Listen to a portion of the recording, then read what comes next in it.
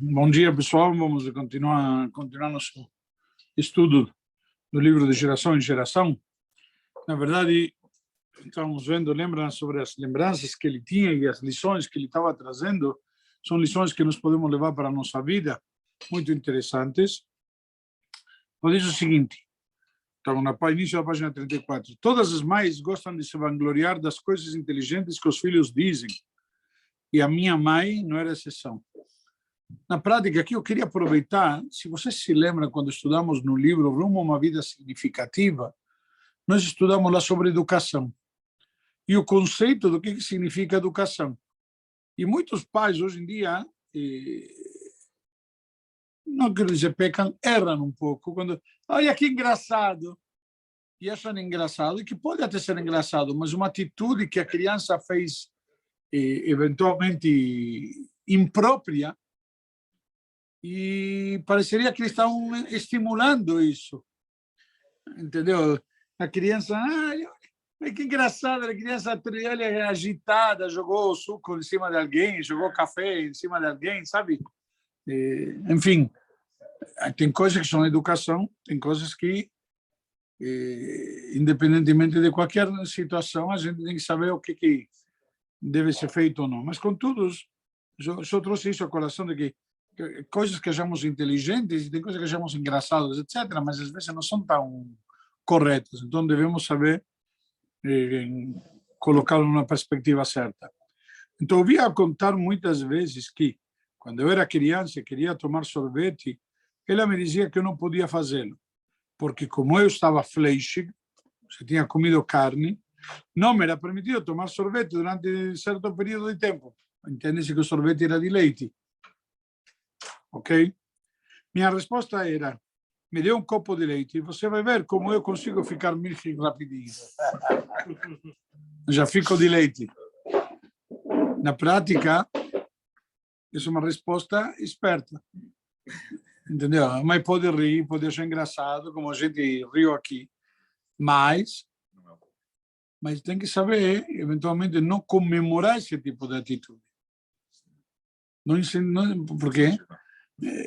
Na vida não se vive dando jeitinhos. Não se leva dessa maneira. Não sei se realmente me lembro desse episódio ou se apenas imagino lembrar-me dele. Certo? Eu me lembro uma vez, minha filha, estávamos andando no carro, para não falar, alguém veio pedir de cá, e minha filha falou, por que você não deu? Minha filha era pequena, o Elial era, me parece, não me lembro. Por que você não deu de cá? Falei, não tenho dinheiro. E por quê? Pobre não aceita cheque? Já a resposta foi engraçada, tudo mais. Eu não me lembro do episódio, não me lembro da resposta que eu dei, entendeu? Mas, obviamente, que depende da idade da criança, tem que explicar o conceito de tzedakah, o conceito de bondade, o conceito de pena, enfim, tem que aproveitar um momento e incutir na criança certos valores. E isso é importantíssimo. Isso é educação, na verdade. O episódio foi engraçado, eu lembro disso. Não sei se realmente me lembro desse, como ele diz aqui, do episódio.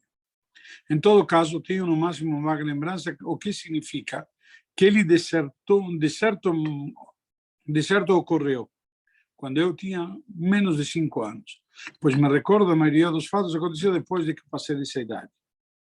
É muito importante e eficaz ensinar uma criança de 4 anos a adiar a satisfação de um desejo. Já na prática, é criança, não tem problema. Muitos pais cometem esse erro. Muitos pais querem permitir e liberar a criança de fazer certas coisas. É criança, não está obrigada. É uma boa educação. Calma. Me dá uma bala. Tudo bem. Depois do jantar, você vai comer bonito, então você vai ganhar bala. Um exemplo. Já tem certas condições e atitudes que são valores humanos importantes que tem que saber ensinar para a criança. Existem coisas que são categoricamente proibidas. E apesar de serem necessários muitos ensinamentos e prática para obter a abstinência desejada, a tarefa não se mostra tão difícil. Por exemplo, me lembro com meus filhos, ia a um supermercado que você vai no supermercado, a criança não vê as guloseimas no supermercado, não é kosher. Não é kosher significa não é para nós, ponto, acabou. A gente não consome isso. Tem a famosa história, não sei se é piada, se é folclore, que dizem que uma pessoa foi no supermercado nos Estados Unidos e viu uma pessoa, evidentemente que não era judia, aparentemente, que a criança estava chorando e tudo mais, que queria um sorvete, alguma coisa, e a mãe falou para ele, não é kosher. E a criança ficou quieta. Não, filho, isso não é kosher. Se aproximou e falou, desculpe, mas a senhora é judia, a senhora deu keep kosher, a senhora cuida da lei de kashrut. Falou, olha, na verdade eu não sou judia. Então a pessoa ficou olhando, como dizendo, falou, mas eu vejo judias que fazem isso e funciona, então estou tentando também.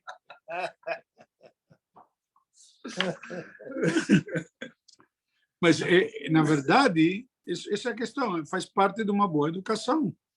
E se você tem coisas que não são negociáveis, a criança não vai chorar, não adianta, não vai existir.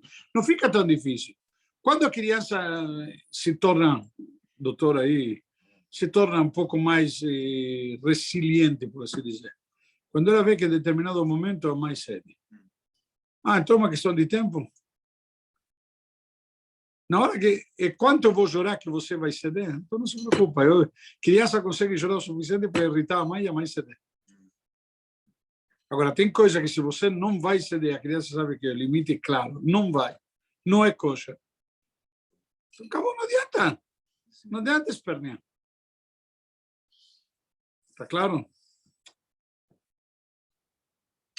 Mas se o objetivo não for transmitir que algo intrinsecamente errado ou ruim, e sim algo que, apesar de ser bom, deve ser adiado até o momento apropriado, como, por exemplo, o caso de criança tomar um sorvete de leite que tinha comido carne, quando na experiência das crianças lhes é ensinado a adiar a satisfação, e se não há protótipos disso em sua formação, como podemos, sem preparação nenhuma, impor-lhes essas exigências quando crescem? Simples. Chega um dia de jejum, não, agora jejum você não vai poder comer. Tem que esperar até tal hora. Ou agora não podemos falar, tem que ficar em silêncio, vai segurar isso, sabe? Tem momentos que a pessoa tem que saber adiar, tem que saber se conter. E não pode ser tão compulsiva. Então é importante isso na educação de um caráter de uma pessoa. Bom dia. Bom dia. Bom dia. Obrigado. Aquilo que estávamos falando, por exemplo, o conceito que agora há pouco, da mãe que cede, quanto tempo vai demorar? Se algo permitido que a mãe fala e a criança sabe que se insistir vai levar, então a mãe está educando a criança que vai insistir mais. Ok? A necessidade de ensinar crianças pequenas a adiar a satisfação de uma vontade é ainda maior para a geração do agora mesmo. E parece que esse livro tem tantos anos e parece que foi escrito hoje. A geração de agora mesmo, ou seja, o imediatismo. O celular é tão rápido, hoje em dia o carro é tão rápido assim que ainda não conseguiu vencer a velocidade da buzina do carro de trás quando o farol fica verde. Quando o farol fica verde, o que é mais rápido? É a buzina do carro de trás. Às vezes ainda está vermelho, já está buzinando. Mas o conceito... Mas estamos numa geração do agora mesmo, para a qual tudo tende a acontecer em minutos. Eu digo nem minutos, menos ainda. Hoje em dia a pessoa muda por um celular mais rápido, uma TV com menos delay, ou com sei lá o quê, e assim por diante. Todo tem que ser nu, sabe, está ansioso. Acontece que em nossa vida diária não podemos converter uma situação em outra pelo mero apertar de um botão. A capacidade de adiar é uma das características que distinguem o ser humano das outras criaturas. Isso é uma coisa real. A criatura, um animal, tem fome, vai comer agora.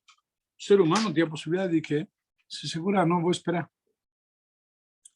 O ser humano, vemos que o ser humano faz o quê? Está com fome, ele vai e cozinha. O animal está com fome, vai e come. Não se importa, o ser humano não. Se eu não vou comer carne crua, eu vou esperar ficar no ponto. E às vezes o ponto é bem passado, já é mais ainda. Ele poderia comer um mal passado, não, mas ele gosta. Por quê? Porque o prazer dele está envolvido no meio.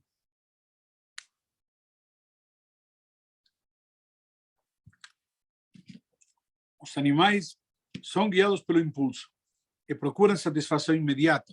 O ser humano precisa ter o autodomínio e o controle que o capacitam de adiar a gratificação.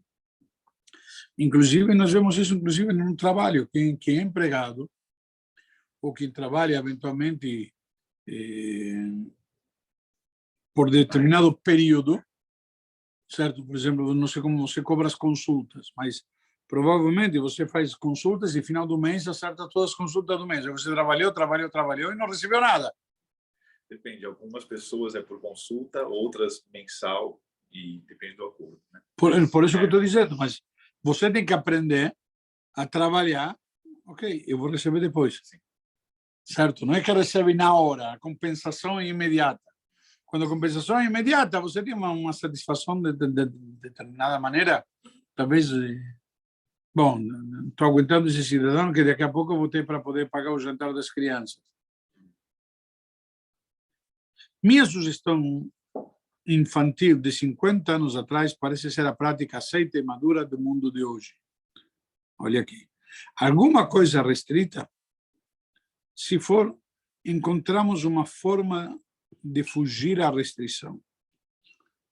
O jeitinho brasileiro já chegou também aqui. Se você quer que seus filhos desenvolvam autodomínio, autocontrole, etc., não apenas para evitarem o que é mal, mas também para serem capazes de adiar ou postergar a satisfação de todas as suas vontades, comece a ensinar isso a eles enquanto são pequenos. Mostre-lhes que até mesmo nutritivo sorvete pode ter de esperar se estiverem frescos, se estiverem de carne. E também que não existe uma fórmula mágica para se tornar instantaneamente no fleixe. Não existe, não há jeitinhos. Não dá.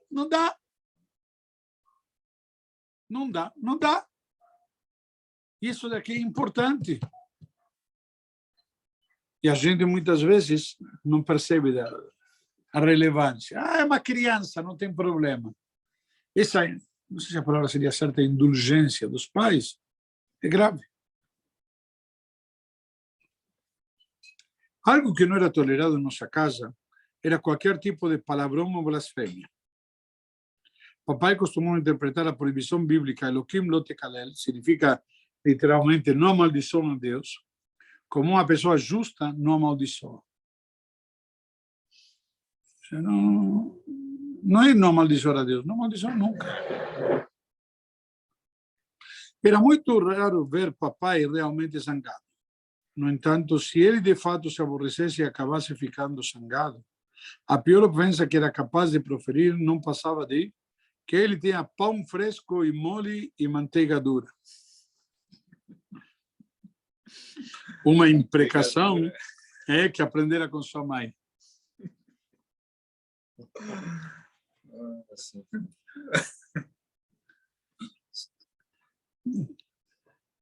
Uma vez ouvi uma frase, diz que na vida a gente tem que saber se contentar com as coisas.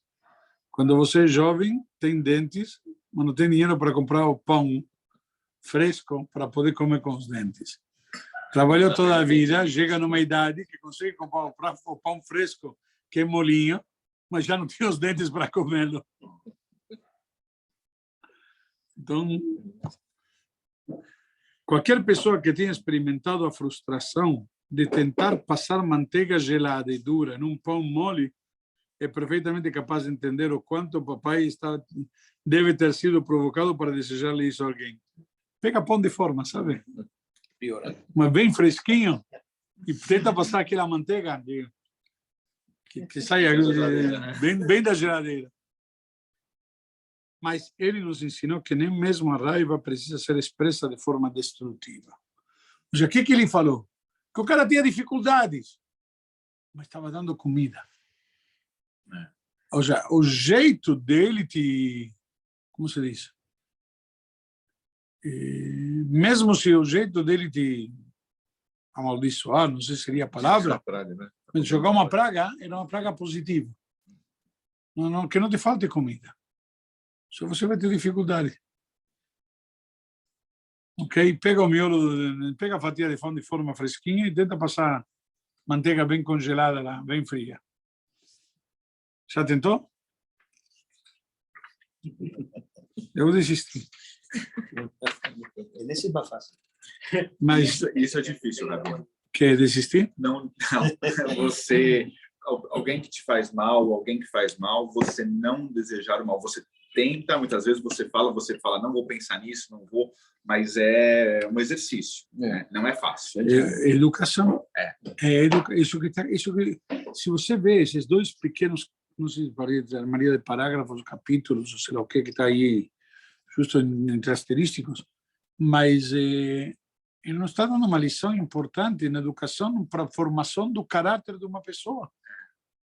É incrível, uma lição Importante. é uma historinha, mas a historinha tem uma lição de vida. Sabe, aprender a aceitar, inclusive. Finalmente, nós já estudamos isso. Quando algo vem de mal, de quem vem? De Deus. E Deus é fonte de algum mal? Então tem que agradecer igual. Então tem que... Mas é difícil. Então tem que fazer o exercício. Tem que... Então, o que está nos dizendo aqui, entre outras palavras, que quando uma mãe educa a criança, e não fala, criança não tem problema, quando ela educa devidamente com esses valores, a criança cresce um ser humano preparado melhor para a vida.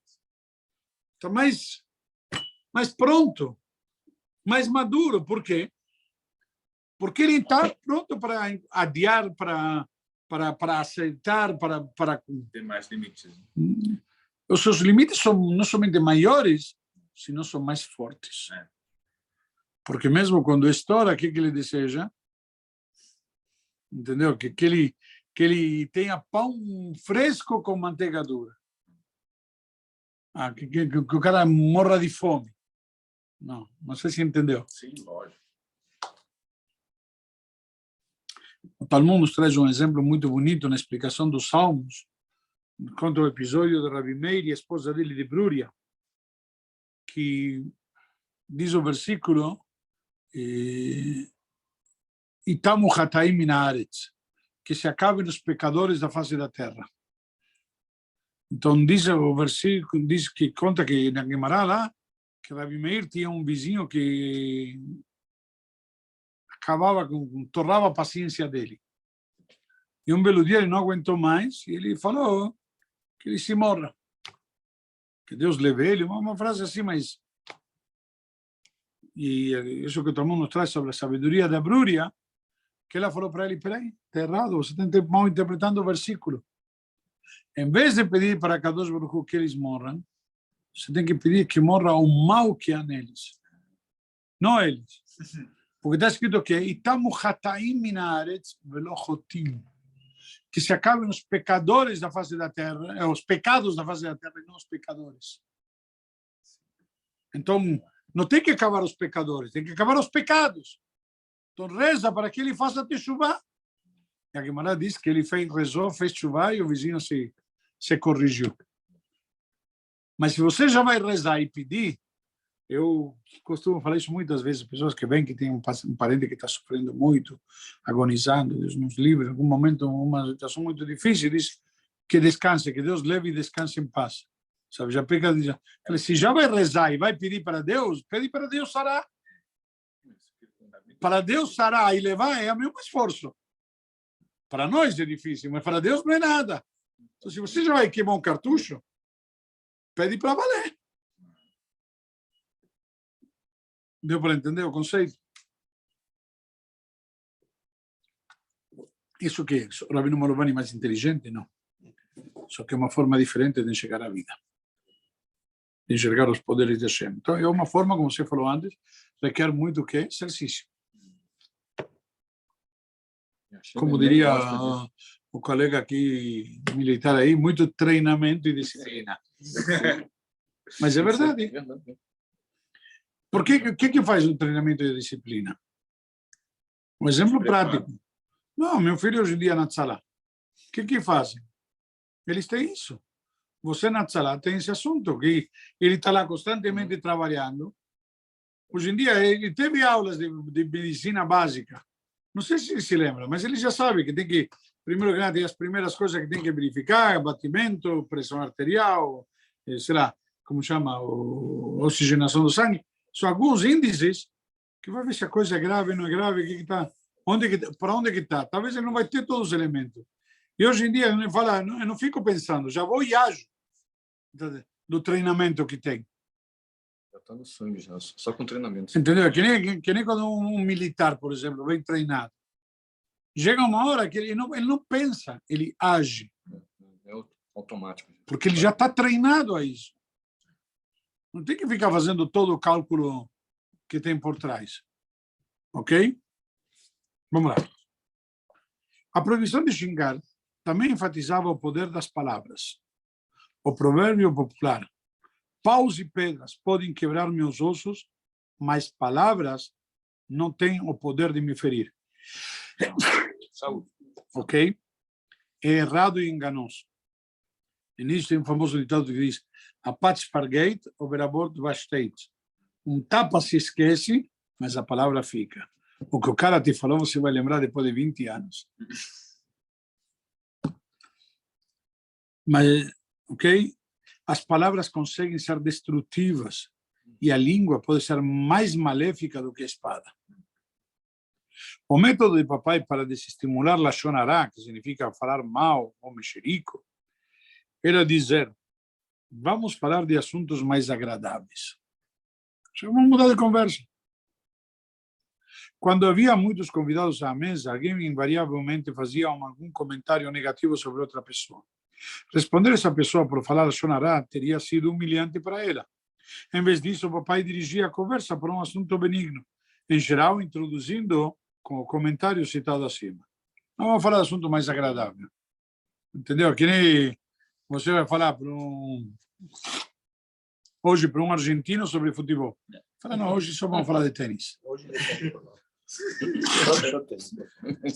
Só tênis.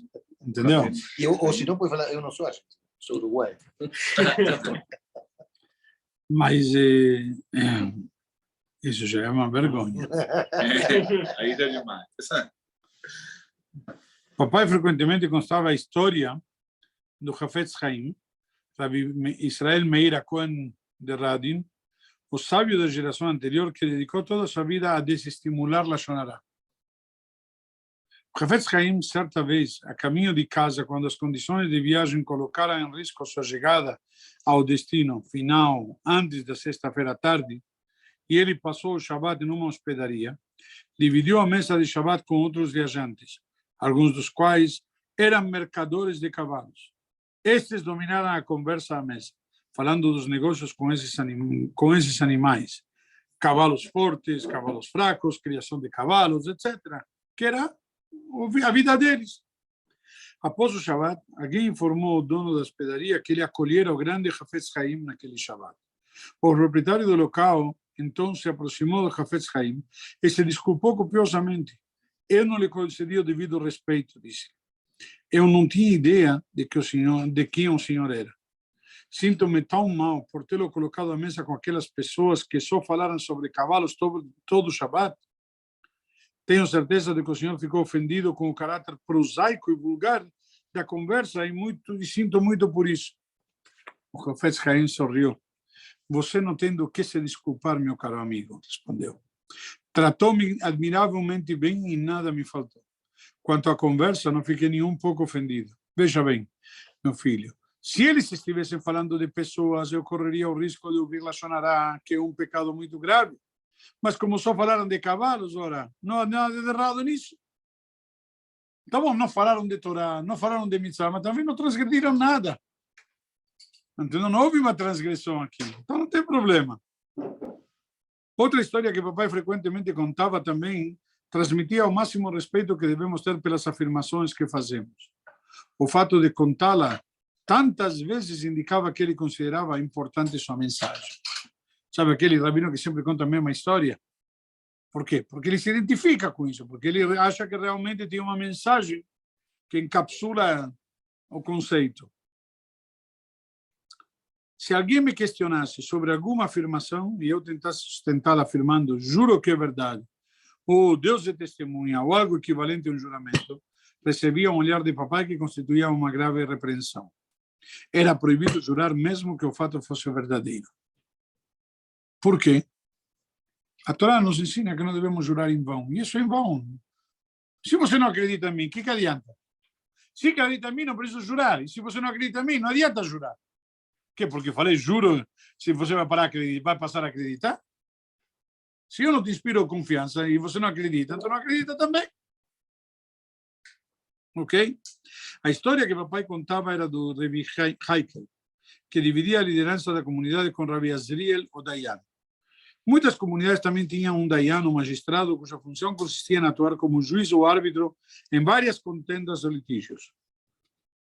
Os dois rabinos eram muito amigos e muitas vezes estudavam a Torá juntos. Certa vez, Rabbi Azriel estava no escritório de Rabbi Haikel quando entrou uma mulher e pediu a Rabbi Haikel que guardasse 500 rublos para ela. É uma história muito linda, presta atenção. Pois ficaria fora da cidade alguns dias e não havia outra pessoa em quem pudesse confiar o dinheiro. Mais tarde, naquele mesmo dia, Rabbi Haikel tentou encontrar o dinheiro, mas não conseguiu. Procurou em todas as gavetas e armários do escritório. Examinou todos os bolsos de suas roupas, mas em vão. O dinheiro sumira. Com o coração apertado, Rabbi Haikel foi à casa de Rabbi Azriel e lhe perguntou se por acaso tinha visto o que ele fizera com o dinheiro que a mulher lhe dera. Rabbi Azriel disse que não vira fazer nada com o dinheiro e que até onde se lembrava o dinheiro ficar em cima da mesa. Rabbi Haikel suspirou profundamente. O dinheiro sumiu, Rabbi Azriel, lamentou-se. Procurei em toda parte. Nós dois éramos as únicas pessoas presentes. Sei que isso parece absurdo, Rabbi Azriel, mas esse dinheiro me foi confiado. E apesar de você estar acima de qualquer suspeita, sou obrigado pela Halachá a pedir que você jure que não o pegou. Rabbi Azriel ficou abalado. Fazer um juramento? Rabbi Haikel perguntou. Devo jurar? Você pode me dar só um pouco de tempo para pensar? É claro, respondeu Rabbi Haikel, saindo do escritório de Rabbi Azriel. Naquela noite, Rabbi Azriel foi à casa de Rabbi Haikel. Aqui tem 275 rublos, disse ele. Isso é tudo que tem. Rabbi Haikel ficou preocupado, pois sabia que Rabbi Azriel ganhava muito pouco e não dispunha de 275 rublos. O que significava isso? Ele sabia também que Rabbi Azriel encontrava sob forte pressão para dar uma dote à sua filha, que deveria se casar em breve. Seria possível que Rabbi Azriel não houvesse conseguido resistir à tentação e que, diante da possibilidade de cancelamento do matrimônio, caso não tivesse condições de pagar o dote, tivesse tido um momento de fraqueza e pego o dinheiro? Isso era absurdo. Mas como ele poderia explicar que Rabbi Azriel contasse com a soma tão elevada de 275 rublos? Eu não posso me comprometer, respondeu Rabbi Haikel. Se eu não tenho os 500 rublos para devolver à mulher, preciso pedir a você que jure. Dê-me mais um dia para o Rabbi Azriel. No dia seguinte, Rabbi Azriel voltou e deu a Rabbi Haikel mais 125 rublos. Isso é tudo que eu tenho, garantiu ele. Rabbi Haikel foi severo. Agora ele estava convicto que Rabbi Azriel sucumbira à pressão das necessidades do casamento da filha e realmente pegar aquela soma. Não, Deus nos livre, com a intenção de roubar, mas apenas para tomá-lo emprestado por algumas semanas, até depois do casamento, quando de alguma forma o devolveria. Pois de que outra maneira teria o pobre Rabbi Azriel conseguido 400 rublos em 2 dias? 500 rublos, Rabbi Azriel, informou Rabbi Haikel. Nenhum só cópica menos, nem um centavo a menos. Aqui está uma nota promissória para a mulher pelos 100 rublos, disse Rabbi Azriel. Eu pagarei ela em 30 dias. Mais do que isso, não posso fazer. Está bem, disse Rabbi Haikel. Tentarei convencê-la a aceitar sua promissória. Nos dias que se seguiram, quando Rabbi Haikel encontrava Rabbi Azriel, desviava o olhar. Se o visse vindo de longe, tentava evitar encontrá-lo. Ele não conseguia se conformar com a ideia de que seu Haver é amigo íntimo, o parceiro, em quem tanto confiava, ter cedido à tentação e pego algo que pertencia a outra pessoa. Na sexta-feira à tarde, Rabi Heikel estava preparando o seu escritório para Shabbat. A placa do Mizrach, placa decorativa indicando em que direção ficava ao leste, para que todos os que rezam naquela sala saibam como se posicionar a fim de ficarem voltados para Jerusalém, estava torto. E quando a ergueu para endireitá-la, o pacote de 500 rublos caiu. Os 500 rublos estavam o tempo inteiro na casa dele. Rabi Heikel imediatamente se lembrou de ter escondido ali o dinheiro com um forte grito. Caiu no chão desmaiado. Uau! O que ele fez? Duvidou de quem? De Rabi Azriel, do amigo, do colega. Os familiares de Rabi Heikel, ouvindo o grito, correram para tentar reanimá-lo. Quando voltou assim, ele puxou a barba com violência e chorou copiosamente. O que eu fiz? Gritava. Acusei falsamente um tzadik de um crime terrível. Como fui capaz de fazer isso? Pequei contra um homem inocente e contra Deus. Quantas vezes a gente não faz algo semelhante? Nada que seus familiares lhe dissessem conseguia consolá-lo. Em meio ao seu choro e autoflagelação, Rabi Heikel disse: eu preciso ver o tzadik Rabi Azriel. Tenho de lhe pedir perdão. Ele pode cuspir em mim e me expulsar da sua casa, pois sou um patife. Como o fiz sofrer sem necessidade? Rabi Heikel correu para a casa de Rabi Azriel e abriu a porta ofegante. Rabi Azriel, perdoe-me, gritou ele. Sei que eu não sou digno de seu perdão, mas sendo você uma pessoa temente a Deus, eu lhe peço que faça como Deus Todo-Poderoso e perdoe os pecadores mais baixos quando se arrependem de seus pecados. Nesse momento entrou a esposa de Rabi Azriel, Rabi Heikel, disse ela. Por que você está gritando? Rabi Azriel não está em casa, ele já foi para o Shio. Rabi Heikel correu para o Shio. Uma pequena multidão já se encontrava lá para Minchá.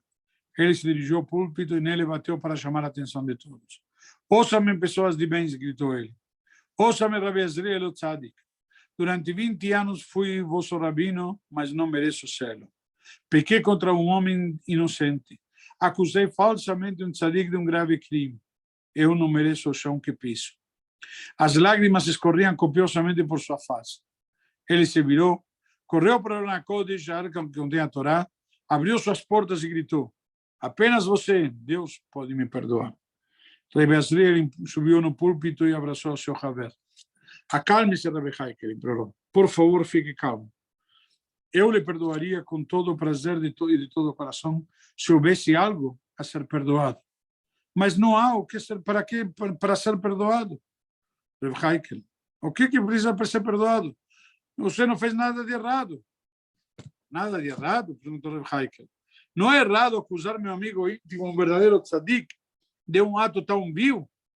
Você está falando de mim, Rabi Azriel? Sim, você está somando de mim, mas eu o mereço, é muito mais.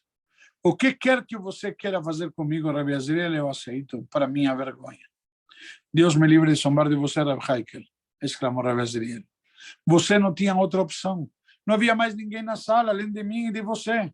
E, como não conseguiu encontrar o dinheiro, só podia concluir que eu tinha pegado e exigir que eu jurasse minha inocência. Quando eu vi que devia jurar, prosseguiu Rabi Azriel, estremeci. Nunca fiz um juramento em minha vida. Assim sendo, peguei os 250 rublos que tomaram emprestado para o casamento de minha filha e vendi as joias de minha esposa por mais 25 rublos. Por isso que tinha 275. Quando você me disse que isso não era suficiente, continuou Rabi Azriel, vendi minha biblioteca por 125 rublos. Sou tão grato, Rabi Heikel, por você ter aceitado a nota promissória de 100 rublos. Eu lhe sou muito grato, pois caso contrário, não sei o que eu teria feito. Teria sido obrigado a jurar. E jurar, mesmo quando você sabe que está dizendo a verdade, é assustador. Você me poupou, Rabi Heikel, ao aceitar minha promissória. Nunca esquecerei essa gentileza. Papai conseguira transmitir sua mensagem. A boca de uma pessoa não é um moinho para ficar expelindo coisas indiscriminadamente. A língua é um instrumento poderoso. Ela pode ser uma ferramenta construtiva ou uma arma destrutiva. 3 vezes por dia concluímos a Midá com a prece. Meu Deus, livre minha língua do mal e meus lábios da mentira. Papai nos ensinou a respeitar nosso dom da fala. Já nós vemos aqui na prática, essa história nos ensina, primeiro que nada, o dom da fala, mas, inclusive, o que é dignidade e uma pessoa de princípios. O homem estava disposto a vender tudo o que ele possuía, mas não jurar. Acabou. Não adianta. E não duvidar do outro. Como ele duvida de mim? Se vemos a história, é uma história de dois gigantes, na verdade. Porque o outro que fez ele jurar também não fez nada errado. E o outro entendeu isso. Só estávamos nós dois. Você disse que não foi, então só sobra eu. E se eu juro inocência, você vai arcar com o prejuízo. Não pode fazer nada contra mim. Isso é alahá. Estudamos o Maneche Sechet, Bava Metzia. Livrinho pequeno. Está claro? Muita lição. Hafetz Haim diz no livro dele, Bom dia. Bom dia, Rani. as palavras podem construir